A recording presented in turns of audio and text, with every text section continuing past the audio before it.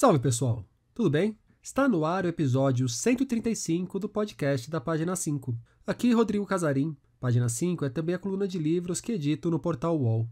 Estou no Instagram como página.5, no Twitter como @rodcasarim e no Telegram, só procurar pelo grupo Página 5. Há semanas, governistas estão em pânico. O destemperado foi a um banheiro público para evacuar, depois de 7 meses com obstrução no colo retal. Ele demorou mais do que o normal. Os seguranças arrombaram a porta e não havia ninguém. Então perceberam que, por algum fenômeno da física, ele tinha sido sugado pela pressão dos canais subterrâneos até chegar à grande rede nacional que atravessa o país de norte a sul, de leste a oeste. De maneira que se determinou que sejam abertos todos os canos, por quanto tempo for necessário, para que se descubra o político também conhecido como destemperado. A literatura também serve para se vingar, para extravasar certos desejos, como nos mostra Inácio de Loyola Brandão em certa altura de seu novo romance. Em Deus, o que quer de nós? Inácio segue com uma de suas marcas mais caras: trabalhar na ficção com exacerbações do que encontramos em nosso cotidiano. Apesar do deslocamento temporal da ficção, as semelhanças com a nossa realidade são mesmo muitas. Estão ali a nação governada pelo destemperado, o povo que briga por ossos e o confinamento provocado por uma terrível pandemia.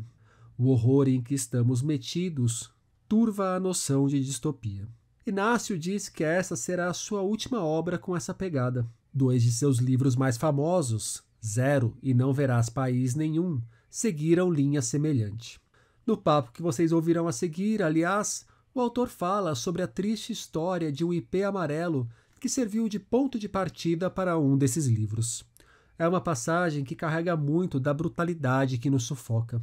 Conversei com Inácio 2 dias depois da apuração do primeiro turno das eleições de 2022. Não havia como a política ficar de fora do papo. Para Inácio, as redes sociais têm um papel central no desmanche do país. A falta de memória é outro problema enorme. Também falamos bastante de literatura, claro, do capítulo que perdeu enquanto escrevia a Deus, o que quer de nós, e só foi encontrar com o livro já impresso, da importância da leitura de autores contemporâneos, das formas como a arte pode nos dar uma força. Inácio de Loyola Brandão, muito obrigado pela presença aqui no podcast da Página 5. Inácio, gostaria de começar o nosso papo pegando uma das epígrafes de Deus, o que quer de nós, da Simone de Beauvoir, de As Inseparáveis.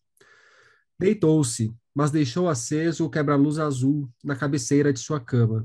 Disse: há uma coisa que não entendo. Por que Deus não diz claramente o que quer de nós? Inácio, aos 86 anos, você tem alguma ideia do que Deus quer de nós? Se eu tivesse, eu estaria tranquilo hoje. Estaria tranquilo, como uma grande parte estaria. Aí vem gente que diz assim, mas eu não acredito em Deus. Eu, assim, você está melhor do que eu, porque eu acredito. Aí ele diz, mas eu não acredito e eu acho pior porque não tenho onde me agarrar. Sou eu. Sou eu. Eu comigo mesmo e eu acho que somos todos nós comigo. O que atravessa esse livro inteiro, a linha central dele, é uma pergunta que aparece repetidas vezes, em que o personagem principal, o Evaristo, pergunta: o que está acontecendo? O que está acontecendo? O que está acontecendo? Num certo momento do livro, eu ponho assim, uma página inteira desse diálogo, essa pergunta, porque eu vivia esses momentos todos que vivemos sem entender.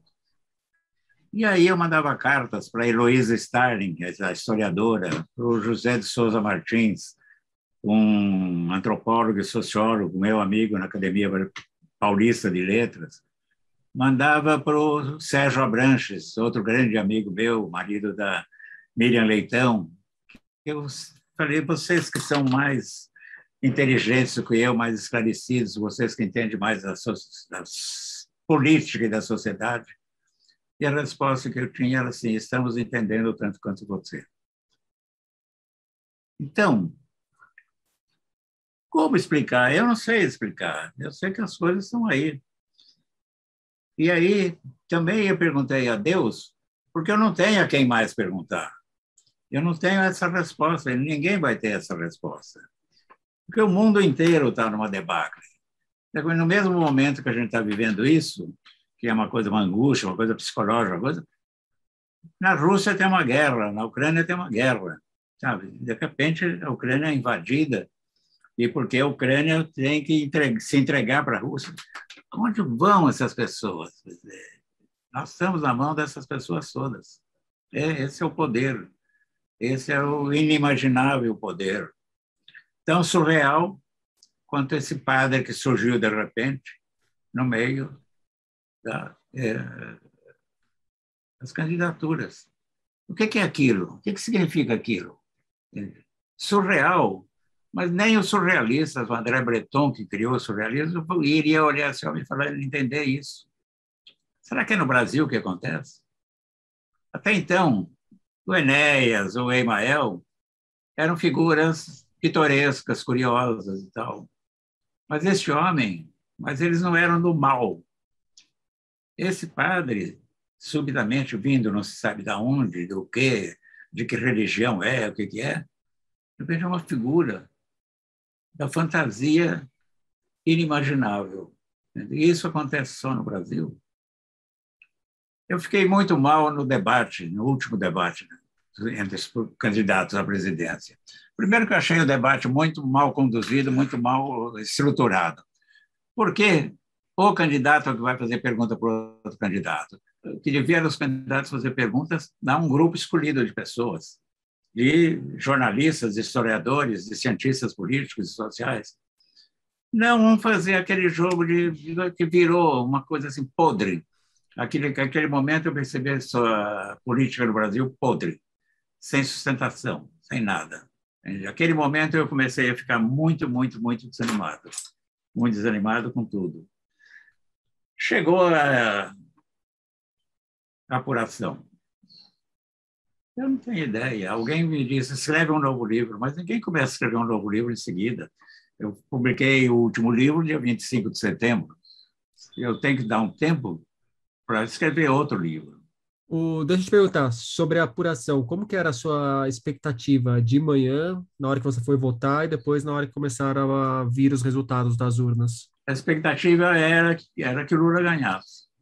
A expectativa era que o Lula não ganhasse nem no primeiro turno, mas que ganhasse, pelo menos em quantidade de votos. Mas perdeu enormemente no candidato. Então, aonde que virou tudo isso, essa máquina? Cadê o tal voto útil? Parece que o voto útil foi destinado ao Bolsonaro, não a coisa. E Você diz o Lula ter uma vantagem maior, porque o Lula ainda terminou com 6 milhões de votos na frente, mas você esperava uma vantagem mais elástica. Eu esperava uma vantagem maior, exatamente, porque 6 milhões é pouco para a evolução da votação do Bolsonaro.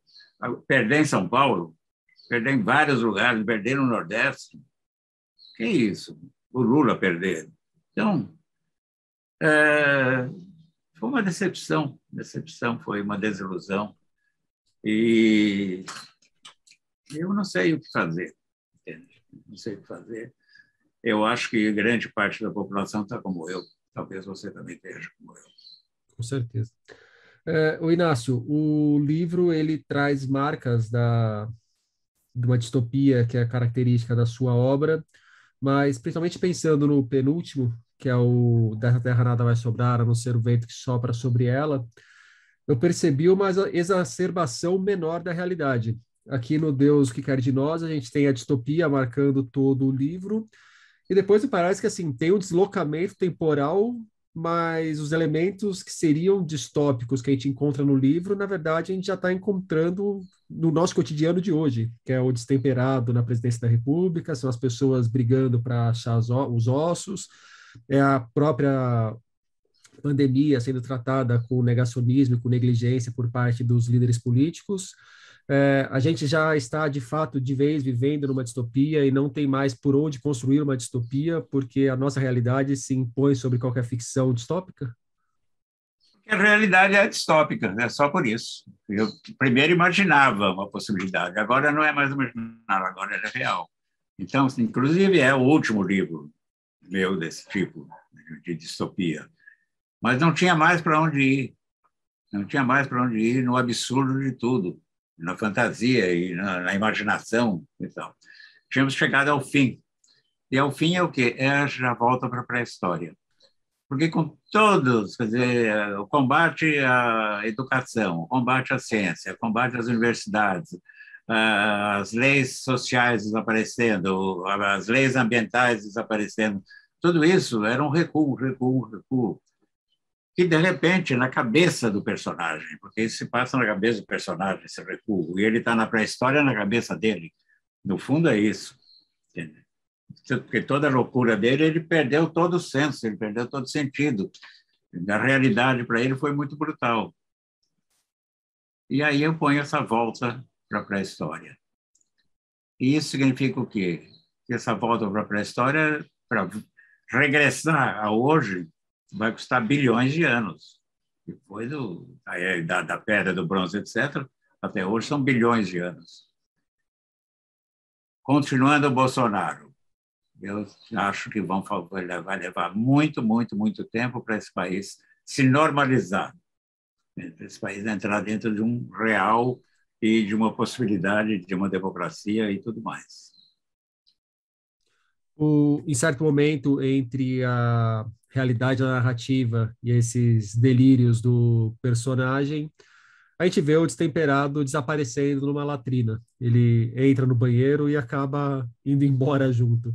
A ficção também serve para, de alguma forma, projetar desejos, se vingar, algo do tipo? Era isso que eu ia falar, exatamente.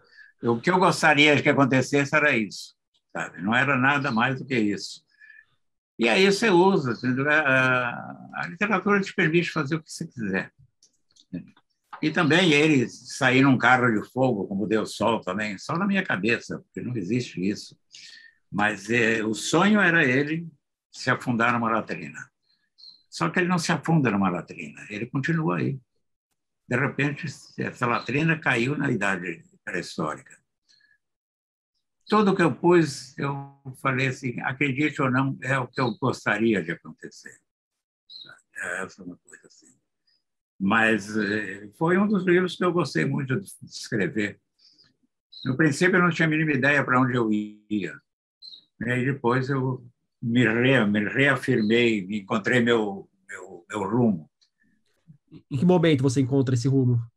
Qual foi o elemento que firmou na sua cabeça o caminho a seguir? Foi um momento em que eu percebi que eu não tinha começado com a morte da Neluce.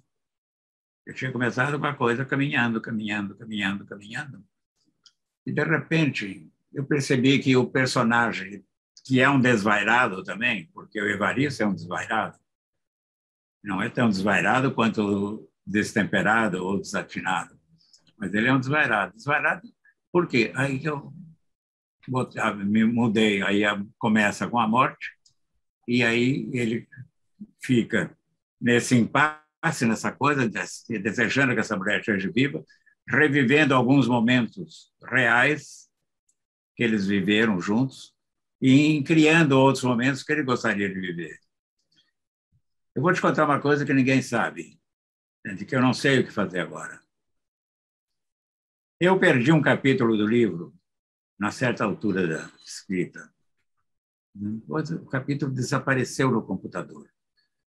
Não salvei direito, enfim, que era uma conversa entre o Evaristo e a Neluce, em que eles estão falando de como vão viver naquela casa, assim, se acomodar um ao outro, transar, destransar, odiar, gostar, etc. Tudo. E ela começa a lembrar as coisas que a gente gostaria de ter feito. Como eu adoraria ter conhecido o Burano. Dizem que tem lá tecidos maravilhosos. Como eu gostaria de ter ido no restaurante da Roberta Sulibrac. Esse era um capítulo mais para o fim, em que eu vou revelando que, no fundo, ela estava explicando que era o destempero dele. Tudo que ele criou, aquilo não existe, na verdade. Aquilo tudo era na cabeça dele. E da cabeça dela. Eram os sonhos dos dois realizar essas coisas. e que a realidade acabou com todos esses sonhos. Esse capítulo sumiu do meu computador. E agora, passado mais de um mês que o livro está pronto na gráfica e já saiu, eu achei o capítulo está aqui dentro do computador. Pô, é sacanagem, hein? Não, mas sacanagem do destino, do Deus. Que Deus foi esse, meu Deus? Me explica. Então, eu não sei agora o que fazer com esse capítulo, porque eu não sei se as pessoas vão sentir falta disso. E não sei também se convém eu, numa segunda edição, incluir esse capítulo. Disponibiliza na internet. Quem quiser, vai atrás. Eu posso, exato, é uma ideia. Eu publiquei, pensei também em dar para a revista Rascunho, de Curitiba, que eu gosto Aham. muito e assino há 20 e tantos anos. Ou dá para o 451, se o Paulo Werneck topar. Está na minha mão um capítulo. E isso é uma coisa que nunca aconteceu. 40 e tantos livros. Como é que isso aconteceu? Nesse bicho que está aqui, que engoliu.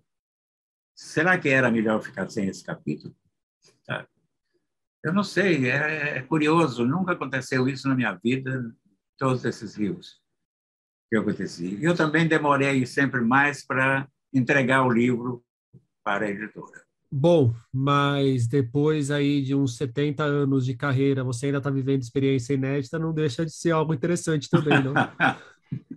É muito louco, é muito. Eu acho interessante, você tem razão, porque o que é esse ofício meu, né? O que é esse ofício meu? Como é que acontece isso? Foi o computador? Porque antigamente eu escrevia, ia copiando, ia deixando de lado, imprimia, etc. Mas agora não é, ficou dentro do computador. Eu não quero acusar a tecnologia, não. Talvez o mau uso da tecnologia que me afetou desse jeito. Pô, mas é um fato, acho que inédito na literatura, sei lá. Sei lá. Está aqui o capítulo do lado. Me dá depois seu e-mail, eu te mando o capítulo. Ô, Inácio, e por falar em literatura e nesse mundo que a gente está metido, para você, qual que é o papel que tanto a arte quanto a literatura seguem tendo? E qual a força que ainda pode ter? É uma discussão que vem do tempo de Leonardo da Vinci, né? Com certeza. Mas É, segue a nos mas afligir, né? segue a E nos talvez cada afligir. tempo tenha uma resposta diferente. Cada tempo tem uma resposta diferente, mas, para mim, a resposta de agora é um pouco de tentar, e eu, aliás, toda a minha obra, no fundo, foi isso, tentar olhar para fora e colocar o Brasil dentro do livro. Colocar o Brasil e São Paulo dentro do livro. Tive grandes professores e esses professores me davam um conselho. As duas primeiras professoras do primário, hoje o fundamental, a Lourdes Prado e a Ruth Segnini, nos diziam, quando davam redação, vão para a rua e olhem, e olhem, e olhem, e olhem. A gente olha o quê? Olha o quê? Uma coisa engraçada, uma coisa triste, uma coisa louca, uma coisa divertida, umas coisas dramáticas. Veja o problema de alguém, entende? E passa isso para a redação. A redação vai ser livre, vocês é que vão trazer a inspiração da rua. E aí um moleque fala, mas a inspiração, meu pai disse no dia seguinte, meu pai disse que a inspiração é uma coisa que vem, de repente, uma luz e tal. Ela disse, tudo isso é besteira. A inspiração é a gente que constrói. Olhando para fora, você capta o material. Ela dava cadernetas, que até hoje está aqui, cadernetinhas como essa, até hoje eu uso. Uso também o celular para gravar coisas. Até hoje eu olho para fora, olho para a janela. Uma vez, nos anos 60, eu cheguei no jornal Última Hora, onde eu trabalhava, e encontrei o Nelson Rodrigues na redação, aqui em São Paulo, batucando. E ele fazia uma crônica para a Última Hora. A Última Hora era Rio, Belo Horizonte, Recife, Salvador, Campinas, São Paulo, Curitiba, Porto Alegre, etc. Era uma rede, o jornal de Samuel Weiner, onde eu me formei. E eu, às vezes, o Nelson Rodrigues vinha para São Paulo e escrevia aqui a crônica. Ele vinha para o lançamento de alguma peça, ele viajava muito pouco, vinha de ônibus, e eu fiquei olhando ele, eu admirava profundamente. Aí uma hora ele ficou falando, que aí, menino? Está me olhando? De uma voz dele, louca. Eu falei, eu sou um repórter aqui, admiro demais as suas histórias. Gostaria de ser escritor, ainda tinha na cabeça essa coisa já. Na verdade, eu ainda queria ser roteirista de cinema.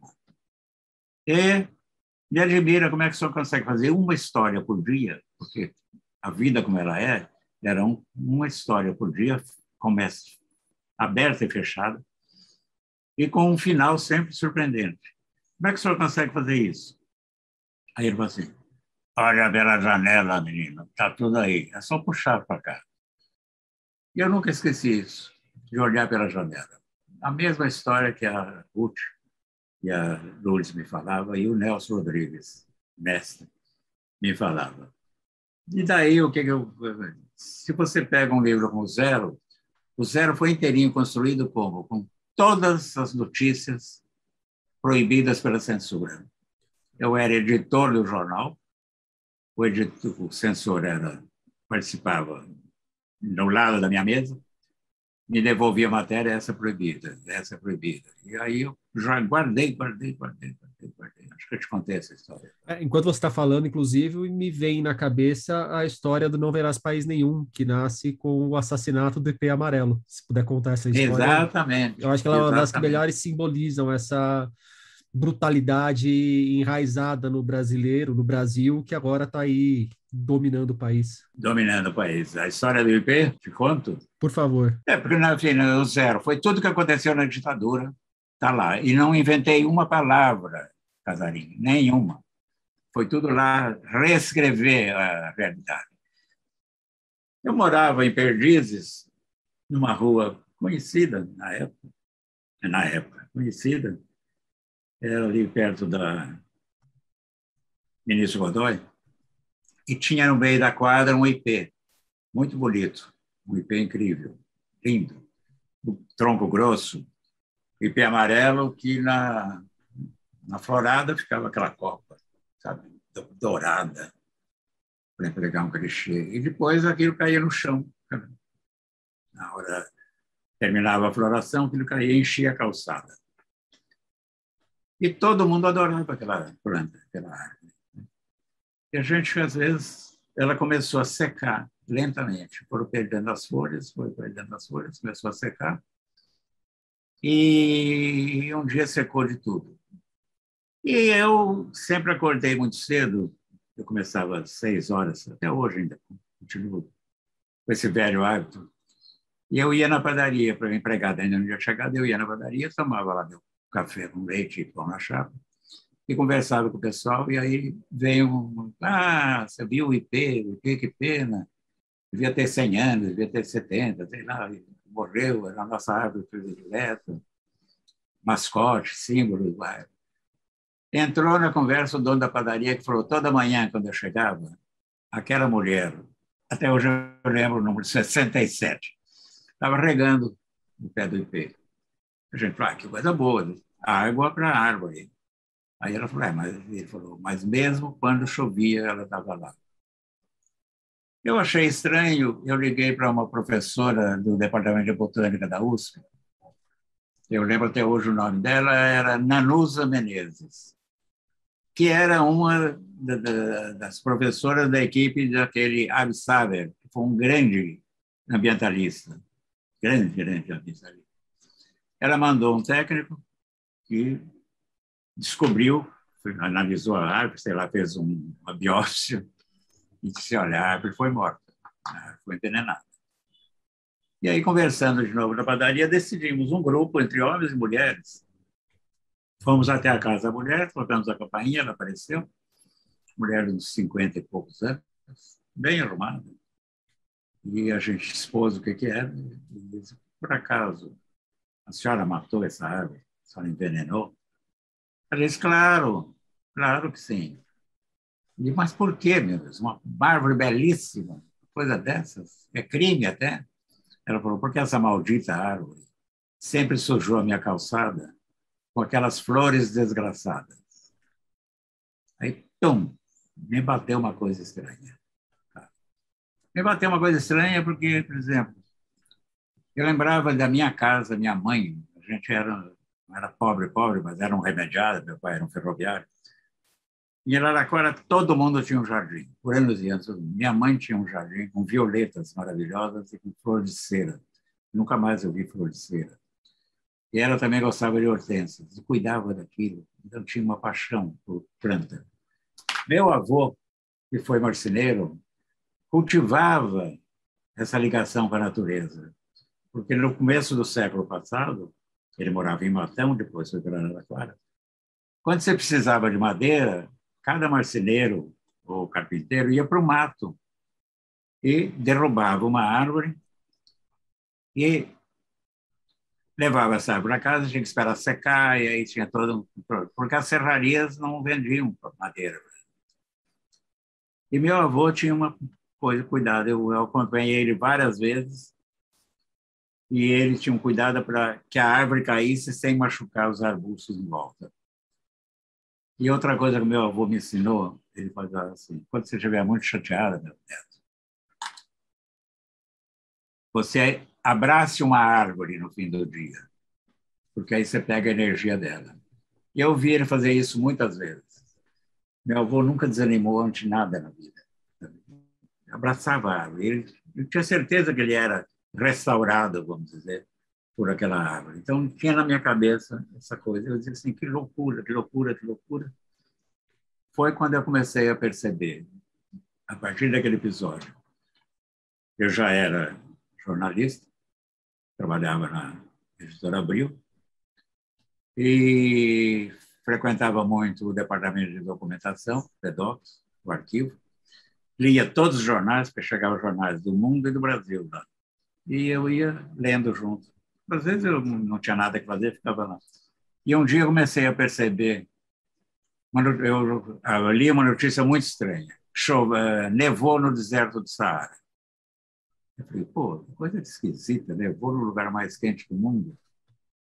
E aí eu pedi e recortei aquela notícia e guardei.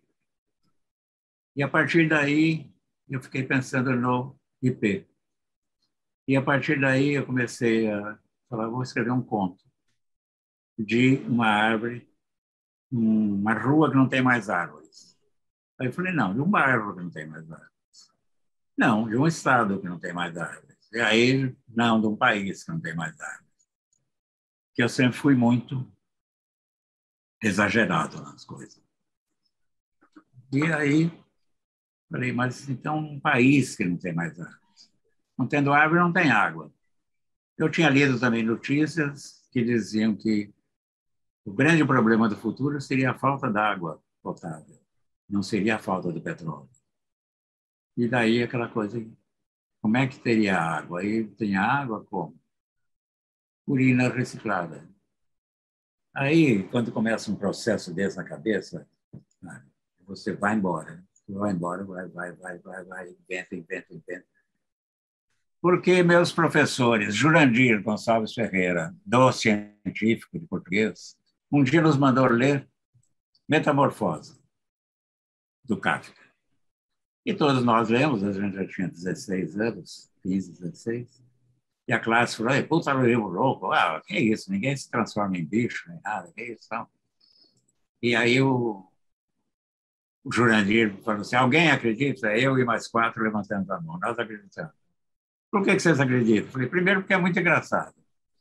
Segundo, porque é muito louco. Segundo, porque olha a ideia desse homem.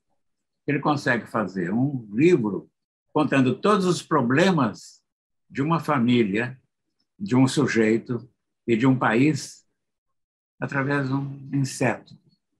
Porque o Kafka diz inseto repulsivo. Todas as traduções que eu li, inclusive a do Modesto Caroni, não fala que é barata, é um inseto repulsivo. Então, eu achei um barato, a palavra não existia, principalmente porque desde que eu li Alice no País das Maravilhas, eu achei que qualquer doideira funciona. Eu já tinha lido Swift, Gulliver, Lilliput, sabe? Então minha cabeça já formou, e aí meu professor disse assim, você tem razão, a realidade é mais absurda do que o próprio absurdo. Nasceu o Não Verás. Inácio, em certo momento do Deus, o que quer de nós, o protagonista ele se pergunta se é um fracasso. E depois ele ouve: se alguém lembrar de você, já valeu a pena. Vaidade sua querer ser lembrado. Morreu, morreu. Essa é uma questão que te preocupa? Se não me preocupasse, eu não tinha posto no livro. Eu não tinha posto no livro. Me preocupa, mas eu acho que é uma bobagem minha. Eu nunca me esqueço, existia em São Paulo Fernando Góes, que era um professor de literatura, que era um crítico literário muito bom, era um mulato, de uma inteligência enorme. E um dia eu cheguei na TV Gazeta, fui dar uma entrevista à tarde, na antiga TV Gazeta, e eu estava muito chateado com uma crítica da Folha ao meu livro O Beijo Não Vem da Boca. O cara tinha arrasado o livro. E era um sujeito que ainda eu olhei, a Folha de José Luiz Aidar, qualquer coisa assim, planejador urbano. Eu falei, mas por que um planejador urbano vem criticar um livro? E fiquei chateado, falei, dá para um cara aqui. E aí o Fernando Góes me viu, falou, você está com a cara? Eu falei, não, eu estou chateado, estou triste, contei. Ele falou, Inácio, daqui 50 anos, quando você estiver morto, teus amigos mortos, teus inimigos mortos, esses críticos todos mortos, se a tua obra é boa, ela fica. Se não, não se preocupe com isso. Desde então eu me penso, será que a minha obra é uma coisa que vai ficar? Eu não penso, posso falar. É uma verdade, é uma coisa, mas eu gostaria que a minha obra ficasse. É a única coisa que eu sei fazer, que faço. Eu fiquei muito feliz com o que aconteceu, o Não Verás País Nenhum. Não Verás País Nenhum, que era um livro que eu, quando publiquei, tinha certeza que ia ser um absoluto fracasso, porque eu falei, quem vai aguentar esse livro? Eu sofri para escrever. Ainda bem que você não é editor, né, Inácio? Ainda bem que eu não sou editor, ainda bem que eu não sofri, falando assim, mas que merda, que louco, que tudo. E foi nesse momento que eu parei de escrever e eu escrevi botando um humor sarcástico e sutil, às vezes um humor negro. E quando o livro ficou pronto, ele foi publicado a primeira edição pela Codecri, que era a editora do Pasquim. E a gente, eu e quem era o Gonçalves, que era o editor, falou assim, puta, que essa aqui vai ser um desafio, né? Porque quem vai ter coragem de ler esse livro? Eu falei, só um sadomasoquista. Ninguém entende, em uma semana, a primeira edição, em 81, novembro de 81, desapareceu. Desapareceu. E desde então, vendeu. Tem 10 edições em outras línguas. Acabei de vender para 2 cineastas brasileiros que moram nos Estados Unidos, o Gabriel Muti e o Felipe Muti, que tem um processo de seriado para o livro. Eles estão muito animados com o livro. E aí, 40 anos depois, tudo que eu inventei, baseado em verdade, aconteceu. É o que eu ia O comentar, livro virou um clássico. e vai ser um seriado realista, né? Não distópico. Não distópico, exato, mas é isso que as pessoas hoje. Tem uma edição linda, nova, publicada, comemorando os 40 anos, que diz assim: a realidade está aí. Sabe, aquecimento solar global, o degelo do polo, dos gelos, o mar se erguendo acima da sua superfície e invadindo o litoral. No Nordeste já está acontecendo vilas que desaparecem com o mar. Claro, vilas, casas muito junto à praia. Aquela mina de sal ou de alguma coisa que tem em... Da Braskem, né? Exato, da Braskem. Fortaleza, né? Fortaleza. Tudo isso está lá no zero, não verás país nenhum. Então, eu acredito que eu vou fazer do meu jeito até morrer. Não tem outro jeito. Inácio, mudando agora um pouco o tom do papo, meu Deus, o que quer de nós? Eu encontrei com a Maria Esther Maciel, com a Djamila Ribeiro, com o Antônio Torres, com a Andréa Pachá. Você segue sendo um leitor bastante atento dos nossos contemporâneos, não? Porque senão vou ficar lá nos antigos só. Acontece com muita gente chegar numa fase da vida e falar: bom, já li tudo que eu tinha que ler, agora só vou reler os clássicos ou qualquer coisa do tipo. Não, Eu não, tenho, não é o seu caso, definitivamente. eu tenho um amigo, amigo de juventude, muito amigo, gosto muito dele. Ele era muito bom de português. As primeiras críticas que eu fiz em Araraquara de cinema era o Sérgio Federich, que ele chama. Ele corrigia para mim antes de eu passar para a máquina. A máquina que eu passava, a máquina de datilografia, era na Biblioteca Municipal. E o Federich corrigia tudo. E ele, até hoje, ele está agora relendo Sermões de Vieira, ele está relendo Alexandre Herculano. Eu falei, mas tem tantos autores aí. E eu tenho outro amigo que mora no Paraná, ele está agora na fase de Scott Fitzgerald e Hemingway discutindo. Eu falei, mas e bem para frente, bem para frente. Não, eles ficam lá. Eu já li todos esses, que me formaram, inclusive, Hemingway me formou, Graciliano e tal. Mas eu tenho que ler o que está acontecendo. Eu adoro a Djamila, adoro. Tem que estar ao par do que está acontecendo. Não, e tem uma questão importante para quem pensa na literatura, que se o Hemingway não fosse lido pelos contemporâneos dele, se o Graciliano não fosse lido pelos contemporâneos dele, não teria se tornado clássico, né? Né? Então, a chance de a gente deixar algum Exatamente. clássico para as próximas gerações é que tenha leituras das pessoas que estão produzindo agora, que senão vai ficar um gap aí. Ah, isso, pode pôr isso como uma declaração minha. Pronto. Eu vou te mandar uma proposta depois, se você quiser comprar essa declaração, eu te faço uma oferta, tá legal? Então, tá bom. Vê quanto custa, eu faço um Pix. Combinado. Outra coisa que eu encontrei aqui no livro, e que me parece ter muito a ver com o que eu conheço de você, é o prazer à mesa, tanto pela comida quanto pelos bons vinhos. Inclusive, de começar a pandemia, pegaram a parte do dinheiro e torraram em bons nebiolos. O vinho segue sendo um dos seus grandes prazeres? Segue com um problema muito grave. Grave. O preço dos vinhos. Eu. Não, não. Isso ainda eu faço. No dia do meu aniversário, exatamente 31 de julho, temos uma pequena casa em Minas Gerais, ali perto de Caxambu, aquelas serras lindas, tudo verde em volta. E eu levantei e meu olho direito estava baixado. Se você olhar bem para mim, você vê que meu olho direito, a pálpebra está esquisita. Fechou, fechou. Fomos para um médico imediatamente, lá tem um hospital.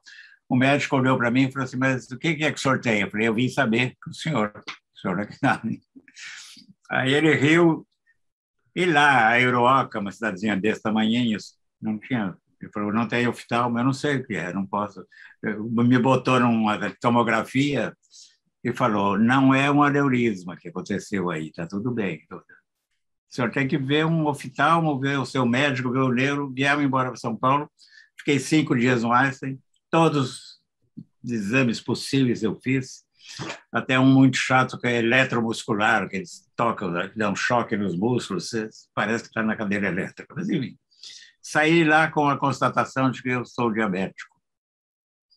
Eu vinha sentindo meio desequilíbrio, eu vinha sentindo meio pernas inchadas, essas coisas. E estou num regime drástico. Não posso beber. E já está sentindo falta do que, além da bebida? Não pode beber nada? Ou tem que diminuir? Nada. Nada, até que acomode a taxa de glicemia, até regular a taxa. E aí eu vou poder tomar uma taça ou duas por semana, etc. Aí vai. Mas até lá tem que esperar. Não sinto falta de nada, eu prefiro ficar vivo. Eu tive amigos que morreram diabéticos. Eu tive um amigo, José Roseiro, foi um escritor também, que cortou a perna, que o diabetes vai te decepando e tal. E quando eu entrei no hospital e começaram os exames, meu médico, que me atende há 40 anos, disse: sorte sua que você poderia ter tido um AVC ou ter ficado cego dos 2 olhos. Eu prefiro manter a minha coisa e fazer meu regime. E não é tão importante a bebida. Sabe? Eu bebia mais durante a pandemia. Na pandemia eu me desandei. Aí foi realmente. Eu ia te perguntar como é que foi a pandemia para você, que a ponto de se transformar num livro. Claro que não foi um momento fácil para ninguém, mas para virar ficção, para você levar para sua obra, é, porque teve alguma coisa a mais do que o caos que já foi para todos. Foi muito complicado no começo, porque praticamente eu saía todas as noites. Gostava de sair, gosto de sair. É. Então, Saía para fazer o quê? saía para ir para um boteco, para um bar, sempre comia uma comidinha num boteco, num bar, num restaurante, sempre estava. E minha mulher também gostava de sair. Aí também ia minha filha, tinha conversa e tal. De repente veio aquela coisa, não pode mais sair. Nosso médico advertiu assim, não saia mesmo e tome cuidado, olha a tua idade. Então, você está vulnerável. E nós começamos a não sair, não sair. E começamos a pedir delivery, pedir essas coisas. E minha mulher é fantástica, do ponto de vista de que muito da Neluce, dentro do livro, é da Márcia, minha mulher. Aquela coisa assim, essa cueca jogada no meio da sala. Mas não entra ninguém aqui, não entra ninguém aqui, mas eu estou aqui. Aliás, vou até te confessar uma coisa que eu leio do livro, foi inevitável não ambientar a narrativa num apartamento muito parecido com o seu aqui em São Paulo. Eu estive uma vez para a Ah, gente fazer uma entrevista e me vinha, inclusive, a sua biblioteca, a sua sala, na hora que eu estava lendo o livro aqui. que bom, era essa. Eu transportei para lá. Até o E elevador. aí, até o elevador. E aí, a gente foi conversando, a Márcia falava assim, a gente precisa tomar cuidado para a gente ficar, não ficarmos fora de si, sabe? Não dar uma louca na gente, porque todo dia, toda hora, a gente cruzava todo minuto. Mais do que isso, ela trouxe a mesa dela do escritório de arquitetura para minha frente, está aqui ainda em frente à mesa dela. Então, ela trabalhava lá e eu trabalhava aqui. E aí, de repente, eu ouvi ela falando, eu falei assim, o que é? Comigo, Márcia? Não, é com os meus projetos. E ela perguntava, e você? Eu falei, estou falando com os meus personagens. O que eu falo? Eu leio e falo. E aí a gente ria um pouco, e de repente a gente não podia nem olhar na cara do outro, sabe? Pô, aquela coisa, não sai, não sai, o tempo inteiro junto, junto, junto. Aí ela falou assim, pelo menos dessa vez a gente não precisa ficar perguntando ao outro onde você foi. Sabe? Não precisa justificar nada, nada. A gente está sabendo tudo um do outro.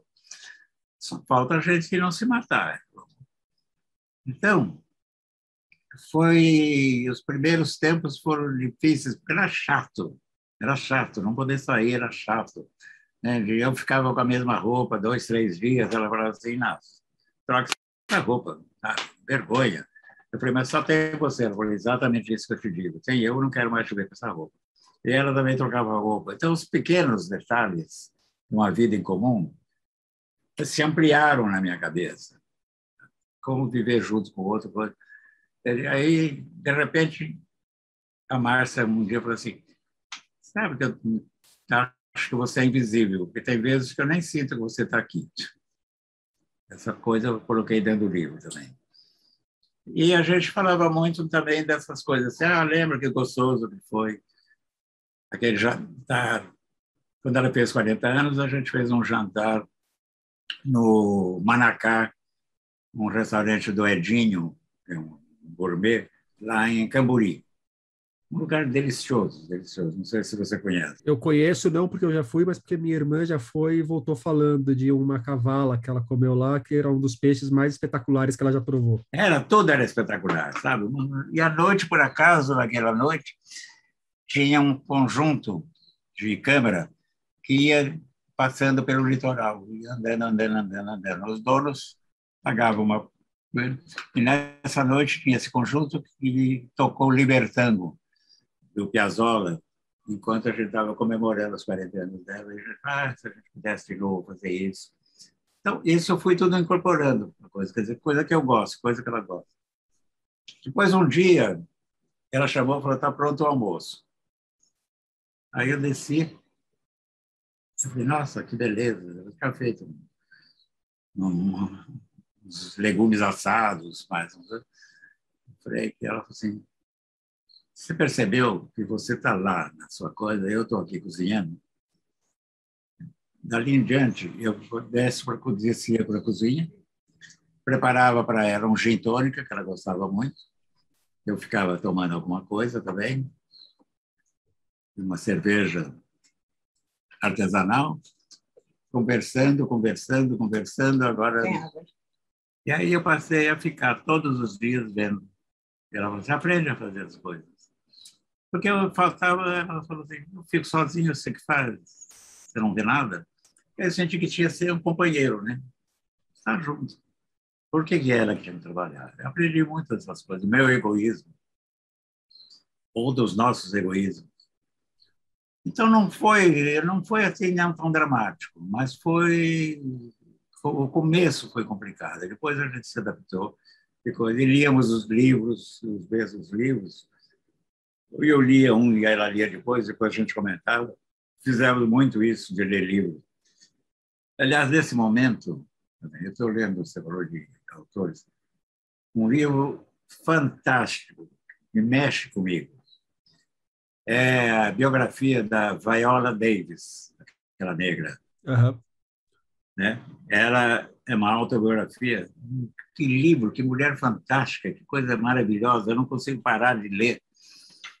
Ela contando da infância dela, nos bairros de cidadezinhas americanas, e que ela todos os dias apanhava quando saía da escola. Os caras corriam atrás dela, vinham, e aos gritos de negra suja pedida, e pau, pau, pau, pau. E ela todos os dias tinha que enfrentar isso.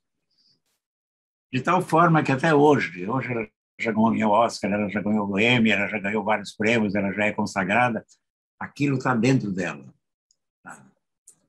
Então, as pessoas têm que ler Toni Morrison, por exemplo, também.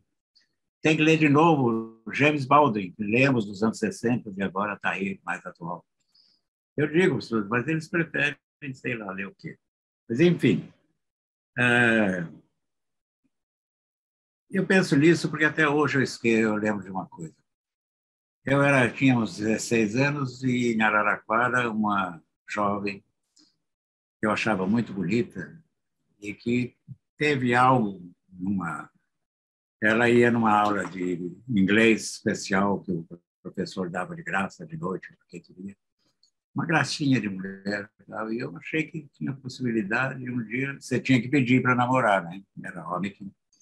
Aí ela falou: não posso. Eu falei: por quê? Você é muito feio. Isso não acabou. Até hoje eu penso nisso. Já passou tudo, eu já namorei 20 mulheres, 30 coisas, já casei, estou com um casamento maravilhoso, 30, 40, quase 40 anos. Por que isso continua na cabeça da gente, como esse continua na cabeça da Viola, consagrada e tudo? Por que essas coisas perseguem? Isso, de alguma maneira, eu quis colocar, não sei se consegui passar dentro do Deus, sabe? Que era assim, uma memória que te amarra no passado e que não tem mais nada a ver. Se prende e se atrasa.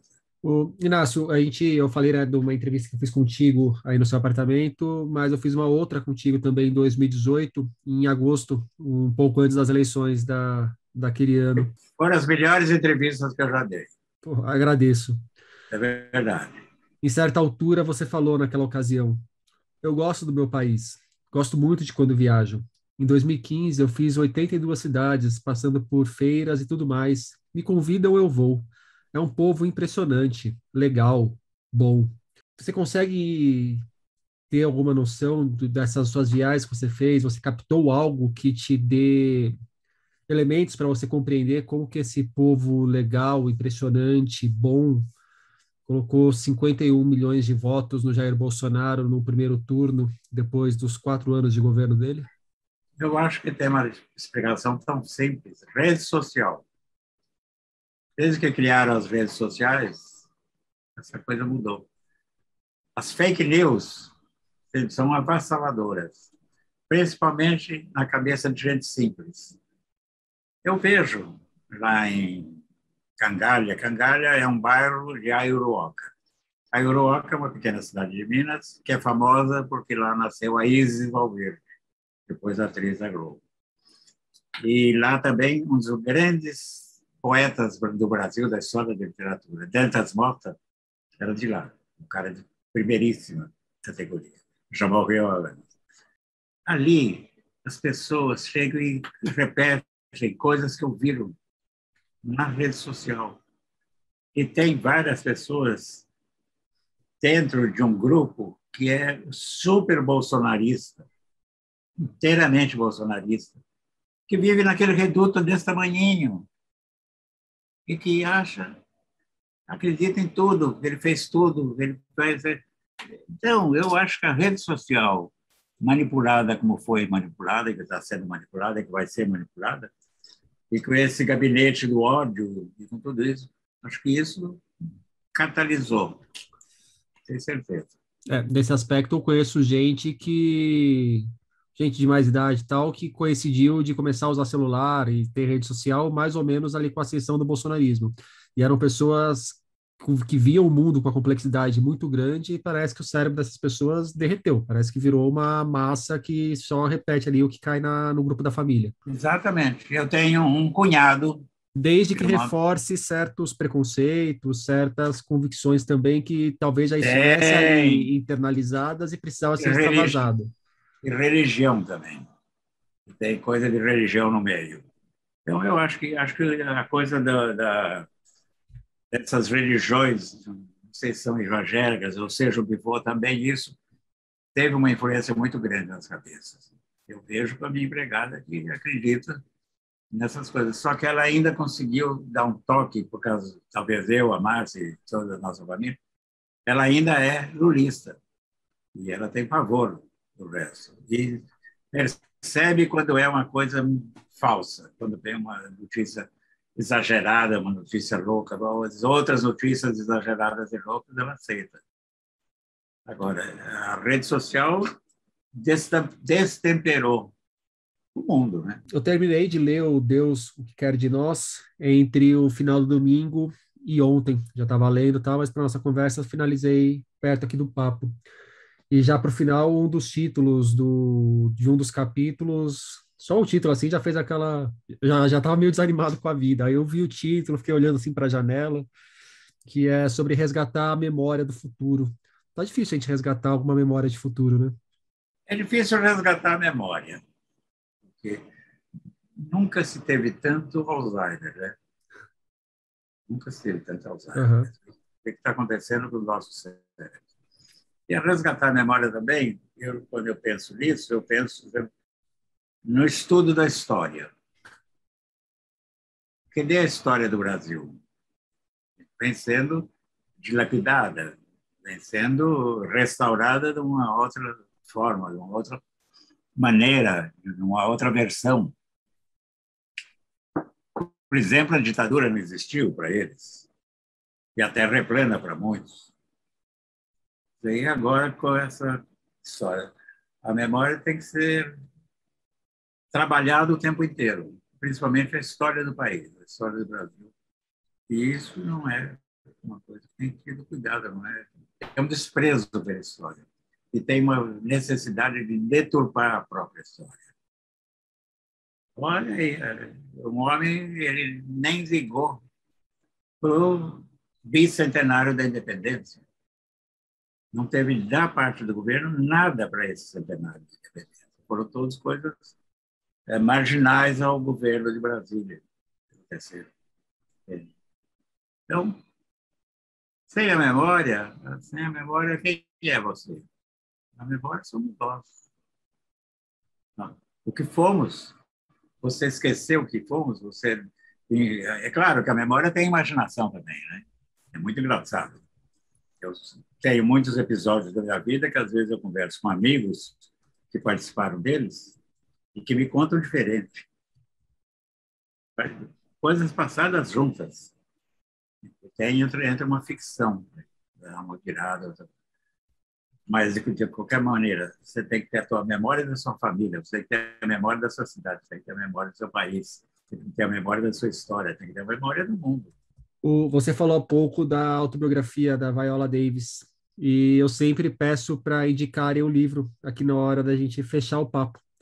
Então, Inácio, eu queria que você me indicasse um livro. Se quiser reforçar a indicação da autobiografia da Viola, tudo bem, mas se quiser aproveitar para indicar algum outro, Eu, sabe que eu vou indicar um livro antiquíssimo. Pode? pode. Não, eu vou indicar. Nossa, na hora de indicar, é tanta coisa que vem à cabeça, né? O livro da Djamila, do cabelo, sabe? Aquele livro me impressionou muito. E também o livro da Djamila sobre o Racismo estrutural. racismo estrutural. E acho que é uma pessoa que tem que ler. É tão hoje, nesse país em que não há racismo, que continua não existir racismo, eu, qualquer livro da Djamila, pronto. Inácio de Loyola Brandão, muito obrigado pelo papo. Deu alguma coisa para você? Deve. Até hoje eu estou esperando o convite para a gente tomar um peramanca junto, mas Na Peramanca, né? Mas o Peramanca meio mancou um pouco, viu? mas na hora que você recuperar um pouco aí da diabetes, a gente marca. Então, peraí, como viveremos? Eu estou olhando em volta para ver se tem, não, mas eu quero assim, qualquer livro da Djamila, né? Põe a gente pé no chão. Eu fui muito amigo da Carolina Maria de Jesus, quando era repórter do Jornal de Uma Hora. E o Aldária descobriu a Carolina. Aham. Fiz muita reportagem com ela. Ela gostava de mim. Ela era alegre. No fim, complicaram a vida dela, sabe? Ficou muito famosa, ganhou dinheiro, as pessoas quiseram o dinheiro dela. Enfim, e ela... Mas Quarto Despejo foi um livro assim, que mudou um pouco de como olhar a literatura. Eu, no começo, quando comecei a ler, falei, mas isso aí, que coisa, não é nada, mas era muito importante. Começou a ler tudo. E hoje está numa fase de recuperação muito forte a obra dela, né? Recuperação muito forte, entende? É pioneira desse movimento todo. Então, por isso que eu estou com elas. Maravilha, Inácio. Valeu pelo papo. Obrigado, Casarinho. Deus, o que quer de nós, de Inácio de Loyola Brandão, chega aos leitores pela Global. E por hoje é isso aí, pessoal. Indica o podcast para os amigos e inimigos. Um beijo, um abraço, um aperto de mão e até a semana que vem.